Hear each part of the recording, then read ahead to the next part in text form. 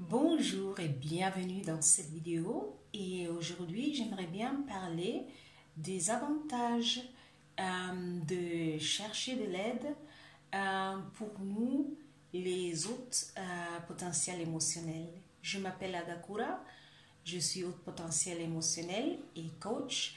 Et en tant que coach, je travaille avec des autres hôtes potentiels émotionnels. Alors, dans la vidéo que j'ai enregistré la semaine passée, c'était sur la puissance et le pouvoir de chercher de l'aide en général.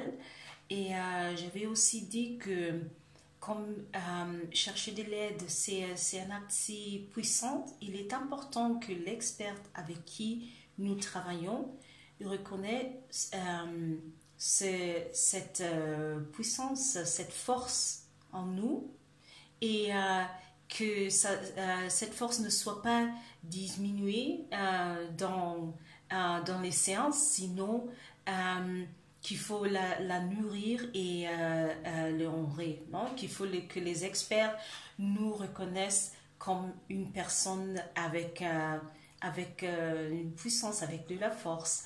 Et aujourd'hui, j'aimerais bien commencer en disant que soit que l'expert avec qui vous décidez de travailler soit aussi haut potentiel émotionnel ou pas, il est important que votre sensibilité soit respectée et nourrie et honorée dans les séances, que ça ne soit pas comme beaucoup de nous avons vécu dans notre enfance d'être critiqués ou de qu'on nous dise ah tu es trop sensible, que ça ne soit pas que vous travaillez avec un expert qui vous dit ah je crois que vous êtes peut-être un peu trop sensible, il fallait non, ça suffit.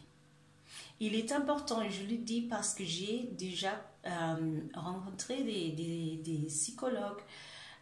J'ai parlé avec une psychologue l'autre jour et elle était en train de me raconter quelque chose sur une membre de famille d'elle. Et j'ai seulement remarqué, je crois que ça peut être que cette personne soit haut potentiel émotionnel et elle m'a coupé le mot, elle a dit non, non, elle est trop sensible, trop. Alors il y a des experts, pour eux, ce concept de haut potentiel émotionnel n'existe pas. Et c'est pour ça qu'il est important de vraiment observer si vous êtes, vous, en tant qu'haut potentiel émotionnel, vous êtes respecté dans ce travail avec l'expert. Non? Alors, je crois qu'il y a trois avantages sur lesquels j'aimerais bien parler aujourd'hui. Pour nous, les autres potentiels émotionnels, quand nous cherchons l'aide d'un expert, d'une experte. Alors, ça peut être, premièrement, pour guérir. Comme je viens de dire, beaucoup de nous avons grandi avec des commentaires qui nous ont donné l'image de nous que il y a quelque chose qui n'est pas bien avec nous. Nous ne sommes pas comme les autres, nous sommes différents et ce n'est pas bien. Nous sommes trop sensibles. Tu pleures, pourquoi est-ce que tu pleures encore? Pourquoi est-ce que tu ne peux pas être comme les autres et tout ça? Et pour beaucoup de nous, ça a causé des blessures, des traumas et aussi, je crois que une image de nous-mêmes qui n'est pas vraie, non?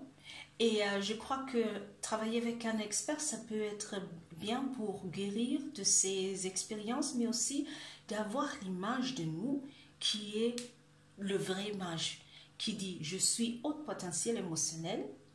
Il n'y a rien de mal de ça, c'est normal, je suis aussi normal comme les autres, sauf que je suis haut potentiel émotionnel, qui est quelque chose que même aujourd'hui, je viens de lire qu'on peut déjà le voir dans les ADN ou DNA, je ne sais pas comment on le dit en français, et aussi dans la mode. Alors, on peut déjà le voir, c'est génétique. Et de apprendre de nous accepter et de nous aimer et de dire je suis comme ça. Et on m'a toujours critiqué, mais ce n'est pas correct. Et c'est ça que je crois que ça peut être le premier avantage, guérir des expériences du passé et aussi corriger l'image que nous avons de nous-mêmes, non? C'est comme aussi nettoyer un miroir et voir, waouh, ah, ok, maintenant je vois. Que parfois, ce n'est pas clair l'image que nous avons de nous-mêmes.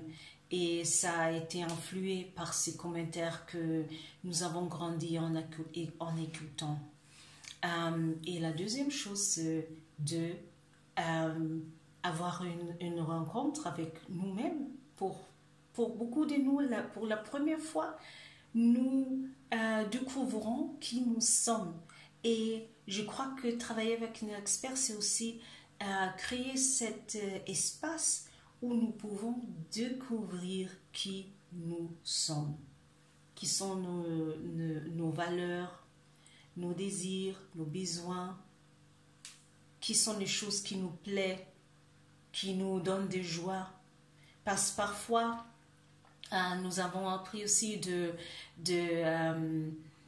soumettre ces choses, non? De cacher, de ne pas dire ah, je préfère être à la maison et lire un livre et ne pas être dans un endroit où il y a beaucoup de bruit, beaucoup de gens. Nous avons peut-être créé un style de vie qui n'est pas en accordance avec qui nous sommes, qui est contre nous, pour être part du grand groupe, de la majorité. Parce que n'oubliez pas que les HPE, nous sommes la minorité.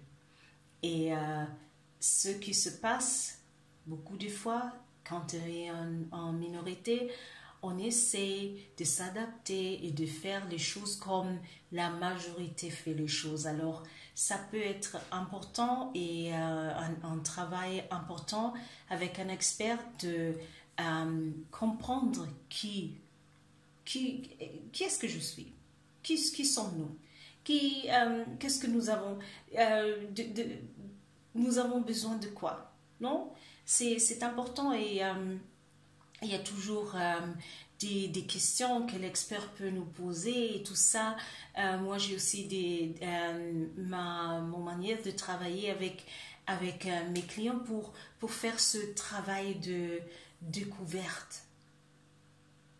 Et après, la troisième, c'est prendre soin de nous. Alors, avec tout ce que nous savons maintenant de qui nous sommes, qui sont nos valeurs, nos besoins, les choses qui nous plaisent, comment prendre soin de nous? Est-ce qu'il y a, en commençant avec notre environnement, est-ce que mon environnement, est-ce qu'il m'inspire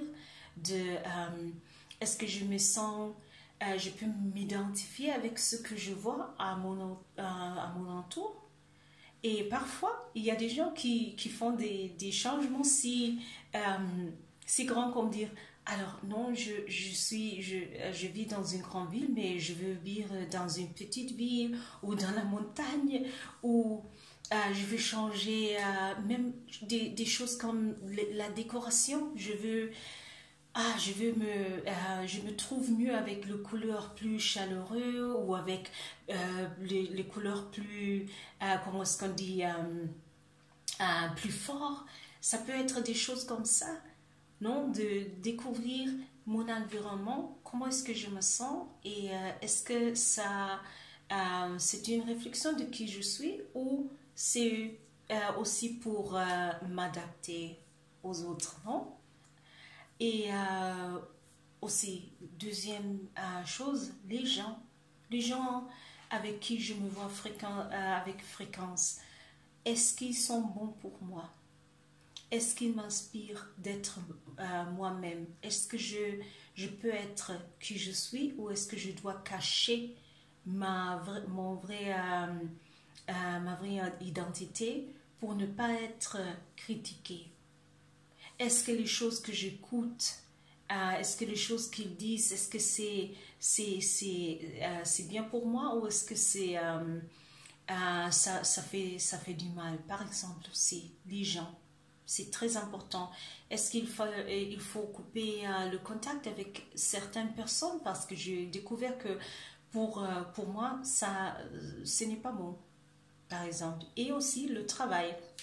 Je crois que pour nous, les HPE, comme nous avons aussi les grandes notions et nous processons aussi les choses à un niveau très profond, nous avons le besoin de nous identifier avec ce que nous faisons. Alors, le travail que je fais, est-ce que je peux m'identifier ou est-ce que je fais un travail parce qu'on m'a dit que je dois le faire pour ne pas avoir de conflits avec la famille? Est-ce que vraiment je suis en train de faire un travail qui, où je me sens bien, où je peux m'identifier et dire oui, c'est ça que je veux faire, c'est ça que j'aime faire, ça m'inspire, j'ai des idées, j'ai l'impression d'être dans, dans mon identité ou pas.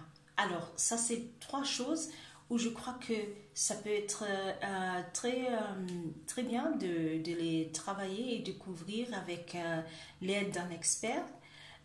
Pour moi, j'ai découvert que c'est quelque chose, chercher d'aide d'un expert, c'est quelque chose que je veux faire toujours dans ma vie parce que et dans des moments spécifiques dans ma vie parce que j'ai vu que cette vie n'est pas pour la vivre seule et pour avoir des solutions toujours seules et surtout les HPE, nous sommes toujours là pour les autres.